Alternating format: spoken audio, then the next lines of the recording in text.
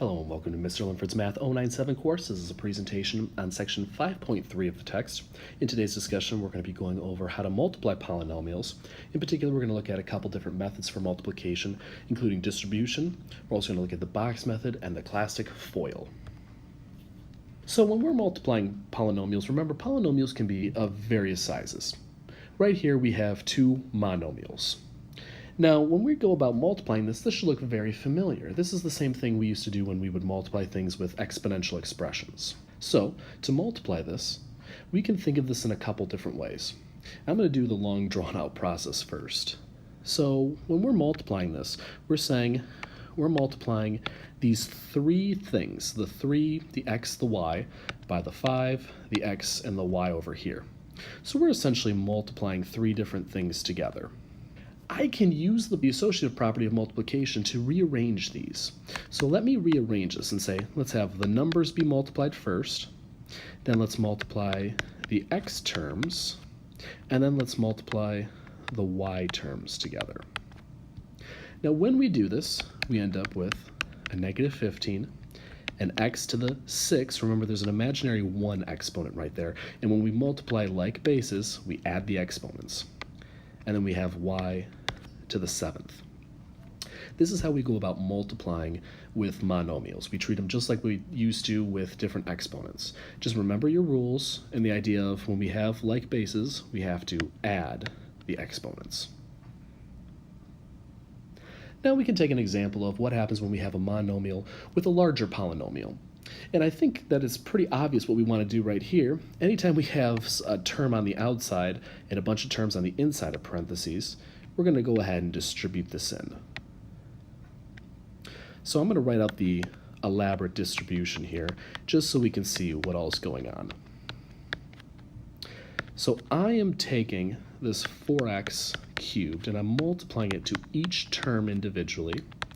I like to do the long drawn-out process just because I find it sometimes helps, especially if you're doing this for the first time. It helps to kind of give you a visual representation of what's going on. So let's try to do some combinations here. This is 4x to the 5th. Remember, I have to add the exponents. Minus 12x to the 4th. Again, remember there's an imaginary 1 exponent right there. And then this is going to be 20x cubed. So this should be my final answer. A lot of times students will say, oh, can I go further? Can't we just add and subtract these? Remember, we cannot add and subtract these because these are not like terms. So that's why our final answer stays right here. So that's kind of easy, stuff we've seen before, just working with distribution. But what happens when I have something like a larger polynomial, like a binomial, times another larger polynomial? Here I have two binomials being multiplied together. Take a look at what we did previously. We said before, you have an expression outside of another expression in parentheses. What did we say to do before? Take a minute, pause the video, and see if you can kind of work out an idea of what we might want to do to go ahead and multiply these. All right, well, hopefully you had some time to think about it. There's a couple ways of going about this. The first one I'm going to do is, let's try to solve this with distribution, actually. This is one thing. This x plus 5 is one thing. It's one polynomial. So I'm going to go ahead and I'm going to distribute it into this set of parentheses here. And I'm allowed to do that because I have multiplication and it says, well, the thing outside of the parentheses just distribute it in. It didn't say it couldn't be a larger polynomial. It didn't say it had to be, one monomial. We can have one thing and distribute it inwards. So I'm going to write this out a little expanded just so you can see how I'm going about distributing this. So I distribute that x plus 5 inward.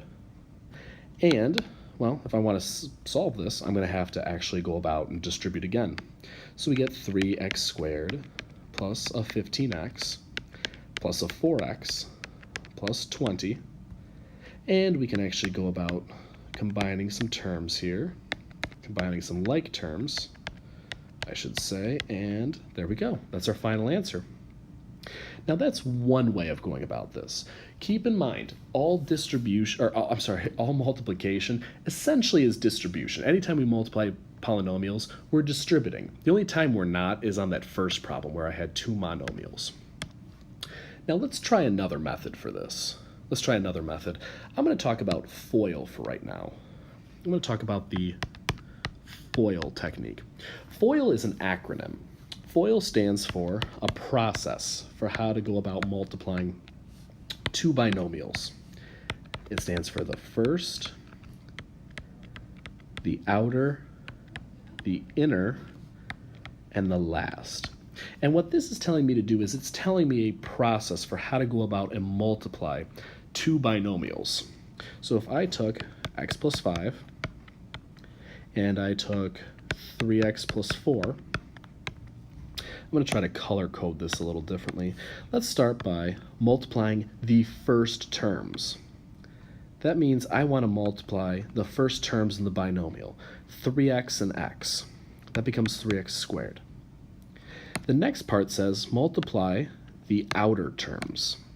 So the outer terms, that is the x and the 4. So that becomes a 4x. The next thing says, well, we're going to go about multiplying the inner terms. So that should be the 5 and the 3x to be 15x. And the last thing we have to multiply are what they're saying are the last terms. Let me get a brighter color. These last terms here are going to be the 4 and the 5 to become 20. So that's all FOIL is. It's this process. It's this short kind of way of memorizing a process for what's going on. End of the day, FOIL is just distribution, but it's a shortcut to distribution. People noticed how we were working with these individual terms to get the exact same answer without having to do the little bit more elaborate distribution method. That's one way of going about this, the distribution method. The FOIL is another way. I personally don't like FOIL, and I'll tell you why, and I mentioned this briefly in class. FOIL is a short, quick process for people to memorize. FOIL only works when we have two binomials. FOIL only works for two binomials. It does not work in any other case. If I had trinomials, a binomial and a trinomial, if I had a monomial and a binomial, whatever, as long as I have two binomials, I can use FOIL. If I don't have two binomials, like the next example you see, I cannot use FOIL. That's why I don't really like FOIL. In this case, I have a trinomial and a binomial. I can't use FOIL here. So to me, it kind of seems like one of those, I kind of waste my time memorizing it, when really I just want to get a better habit down, something that works, that I can use for any type of polynomial multiplication. Now, I'm going to show you, again, the distribution technique for this, but I'm going to show you one other technique that this is the one I absolutely love. So let's do distribution. We're going to distribute in the 2x plus 3 to everything. So let's distribute this inward to everything. So 2x squared times 2x plus 3 plus 4x times 2x plus 3 plus 1 times 2x plus 3. So I went through and I distributed into each thing, and we can go ahead and distribute again to get 4x cubed plus 6x squared plus 8x squared plus 12x plus 2x plus 3. Okay, not too bad. We can go ahead and combine some like terms here.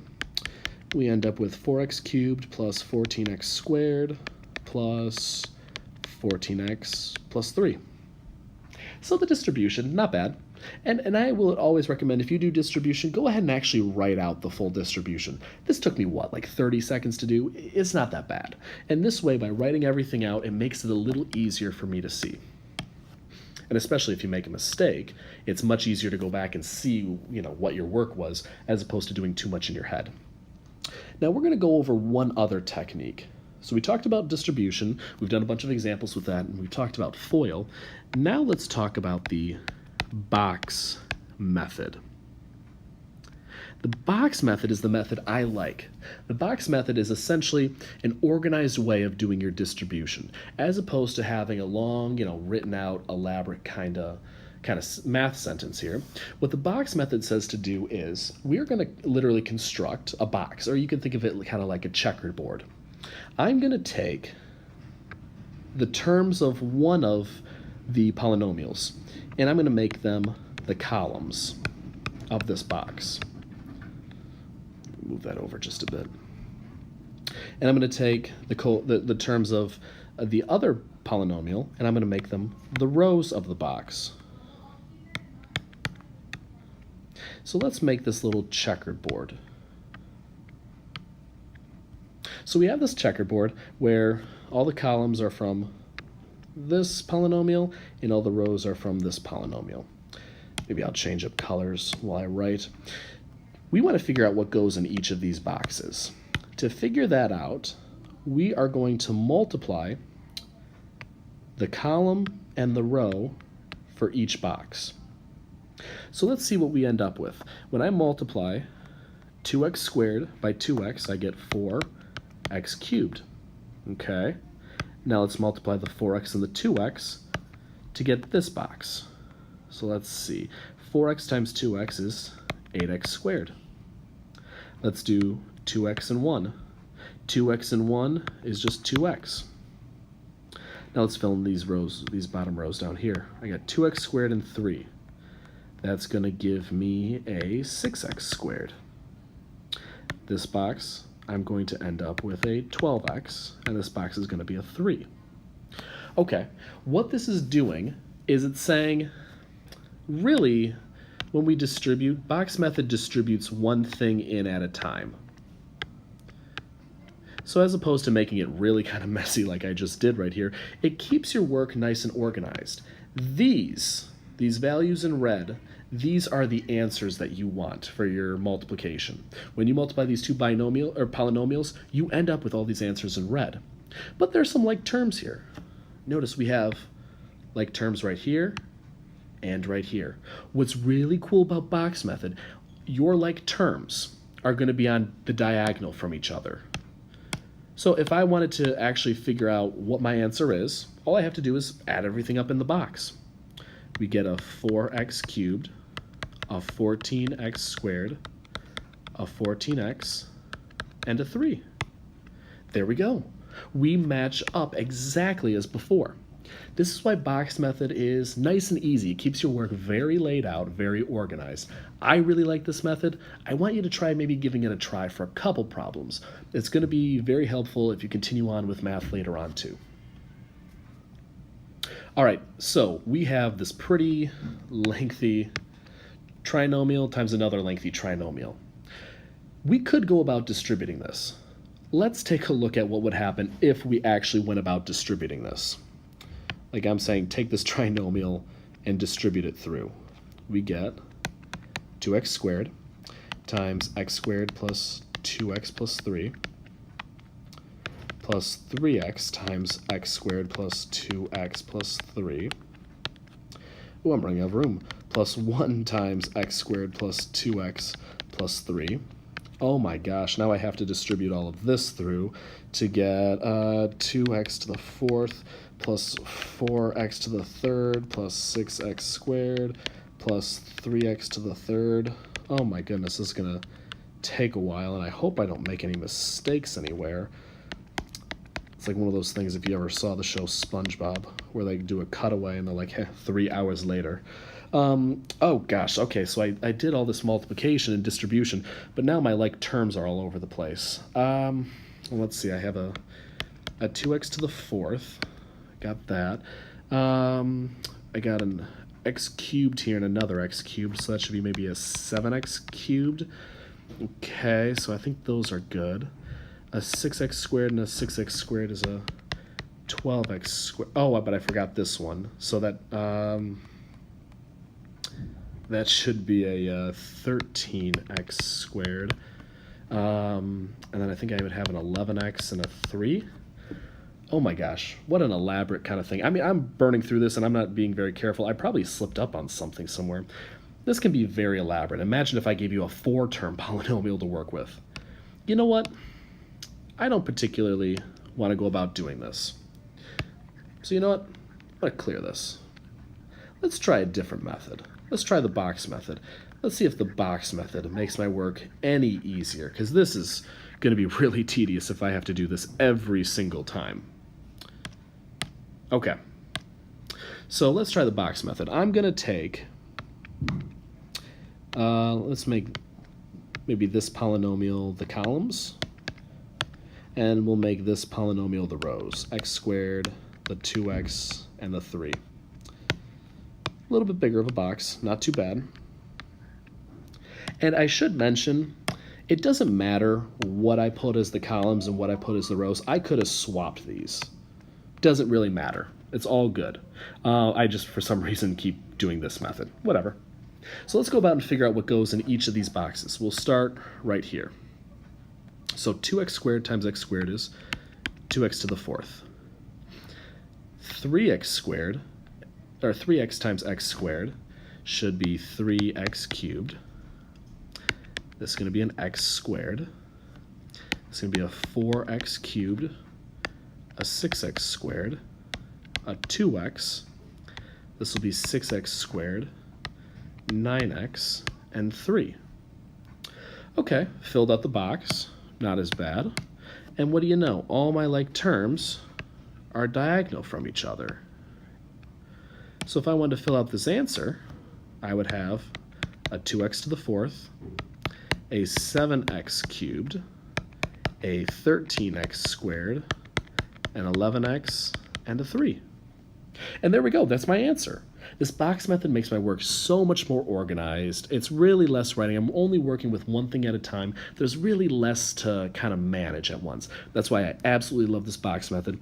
You can essentially do the box method for any type of problem, any type of polynomial multiplication. The only time you can't do it is when you have 2 monomials, like the first problem we did, because really that's just normal multiplication. But you can do box method anytime. Box method is just distribution.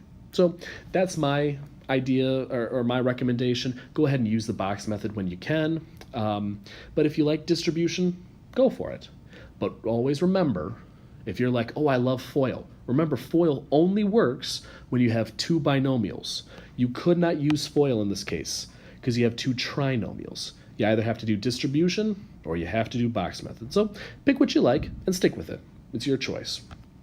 If you have any questions or comments, feel free to let me know. My email is klinford, that's KLINFORD, at wccnet.edu. Make sure to let me know what you think or if you have any questions, and until next time, take care.